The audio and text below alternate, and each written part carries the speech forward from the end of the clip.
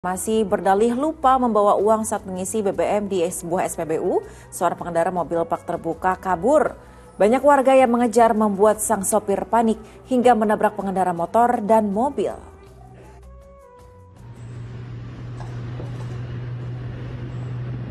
Aksi kejar-kejaran motor warga dengan sebuah mobil bak terbuka hitam ini terjadi di kawasan simpang KPU Muhyamin Ungaran, Semarang, Jawa Tengah.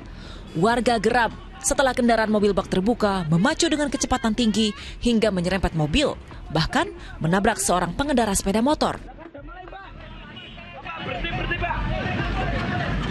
Kejadian tersebut bukanlah tanpa sebab. Rupanya, pengemudi mobil panik setelah dirinya mengisi BBM di sebuah SPBU senilai Rp275.000. Dengan alasan lupa membawa uang, sopir berinisial H itu pergi ke ATM untuk mengambil uang. Namun, sang sopir justru kabur tanpa membayar. Karena kondisinya saat itu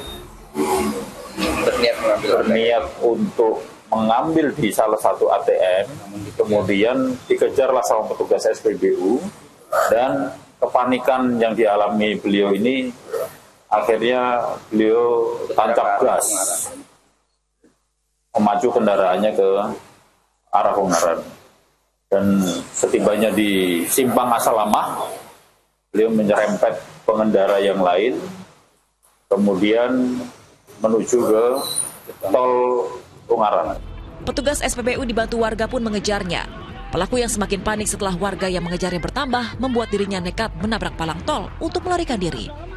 Meski sempat menabrak mobil dan motor, namun tidak ada korban luka maupun jiwa dalam kecelakaan ini. Sementara, Polres Semarang akan merekomendasikan restoratif justice atau keadilan restoratif usai memeriksa sang pengemudi, para korban serta pelapor. Yulianto melaporkan dari Kabupaten Semarang. Astagfirullah, ternyata di kondisi saat ini masih ada oknum yang memanfaatkan kesempatan dalam kesempitan. Semoga kita selalu dijauhi dari sifat dan tindakan curang seperti berita tadi ya Pak Ustaz ya. Baik, Pak Ustaz, pertanyaannya, benarkah dalam tafsir Al-Jalalain disebutkan bahwa lafal Wailun merupakan nama lembah di neraka Jahanam teruntuk orang-orang yang berperilaku curang? Ini boleh dijelaskan lebih detail Pak Ustaz? Ya, terima kasih Kak Wanda ya. Memang ada di beberapa kitab tafsir, banyak ya kitab tafsir itu, beberapa di antaranya termasuk Jalalain itu menyebutkan bahwa wailun, kan ada dalam ayat Al-Quran, wailul likulli humazatil lumazah, wailul lil mutaffifin. Nah, wail itu memang ada yang menyebutkan itu sebagai nama lembah neraka. Jadi satu dari sekian banyak lembah neraka itu ada yang bernama Wail. Ada nanti ada yang bernama macam-macam lagi. Tapi juga ada pendapat lain yang lebih umum mengatakan bahwa yang namanya Wail itu adalah kecelakaan. Secara bahasa memang Wail itu artinya kecelakaan atau celaka. Kecelakaan bukan berarti insiden tabrakan, bukan ya. Kecelakaan artinya bahwa nasib buruk gitu, celaka. Nah, dari mana yang umum itu orang mengartikan bahwa yang namanya wail orang yang melakukan kecurangan, orang yang melakukan apa yang diancam oleh wail di dalam Al-Quran itu artinya dia pasti akan celaka. Nah, celaka itu kemudian ada yang memahaminya, ya tidak hanya di akhirat nanti dia akan masuk neraka, di dunia pun dia akan celaka karena dia sudah melakukan kecurangan-kecurangan. Gitu. Itu ada beberapa pemahaman yang seperti itu. Jadi saya kira salah satu makna dari wail yang mengatakan itu lembah api neraka, itu iya, memang ada sumber-sumber tafsir mengatakan seperti itu. Nah, itu artinya kalau kita memahami wail sebagai lembah neraka, berarti orang yang curang di dunia yang di dalam Al-Quran disebut diancam dengan wail, dia nanti akan masuk ke neraka yang itu, yang namanya wail. Nah, tapi di sisi lain tadi yang saya katakan, kalau kita memahaminya bahwa wail itu artinya kecelakaan atau celaka, berarti orang itu nanti ya entah apa nama nerakanya, yang jelas dia akan masuk neraka, sudah pasti. Orang yang berbuat dosa seperti itu kan pasti akan neraka kalau dia tidak bertobat.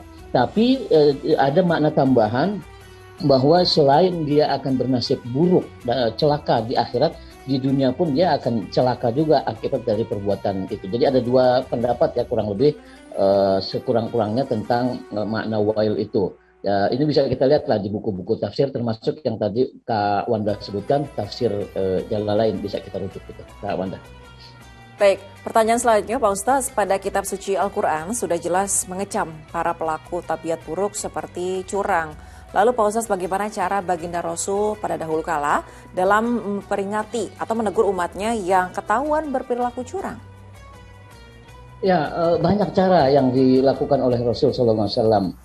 Sekali waktu beliau menyampaikan khutbah umpamanya di masjid atau ya kayak sekarang ustadz-ustadz memberikan tausiah, dan itu tidak harus pas hari Jumat. Ada kalanya Rasul memberi nasihatnya pagi habis sholat subuh, dan melalui ngobrol-ngobrol juga kadang-kadang begitu. Itu yang dilakukan oleh Rasul. Itu cara yang dilakukan untuk umum, ya, untuk orang-orang sahabat-sahabat yang umum, baik yang melakukan kecurangan maupun tidak. Artinya itu informasi umum. Nah, tetapi ada cara juga yang lebih khusus yang Rasul lakukan secara langsung kepada pelaku kecurangan, yaitu ditegur langsung. Bahkan dalam beberapa riwayat kita temukan Rasul menegur langsung orang yang berlaku curang itu di hadapan orang banyak gitu. Misalnya Rasul pernah meninjau pasar, ya, melihat pasar, kemudian turun langsung melihat ada orang jualan. Nah, entah mungkin mendapat wahyu dari Allah Subhanahu Wa Taala, kemudian curiga dengan pedagang tertentu, lalu beliau mencoba melihat tumpukan orang yang menjual bahan makanan. Tangan beliau dimasukkan ke dalam, ternyata di bagian dalam tumpukan makanan itu ditemukan bahan makanan yang sudah tidak bagus, gitu, yang sudah tidak bagus. Pada saat ditemukan itu langsung Rasul menegur pedagang itu. Jadi saya kira ini juga patut kita tiru, gitu, bahwa yang dilakukan oleh Rasul, gitu, bahwa sekali-sekali memang kita menyebutkan larangan tentang perbuatan curang itu di muka secara umum untuk orang banyak, tetapi pada saat kita menemukan si A, si B curang, nah kita sebagai orang yang punya kewenangan sebetulnya perlu menegur langsung. Jadi seperti yang dilakukan oleh teman-teman yang saat menemukan aksi kecurangan tadi, itu sudah pada tempatnya juga, kemudian melaporkan kepada pihak yang berwajib, sudah pada tempatnya, karena memang Rasulullah SAW sendiri ketika menemukan kasus itu langsung bertindak dan menegur orang yang bersangkutan. Itu patut kita contoh, gitu, saya kira, Kak Wanda.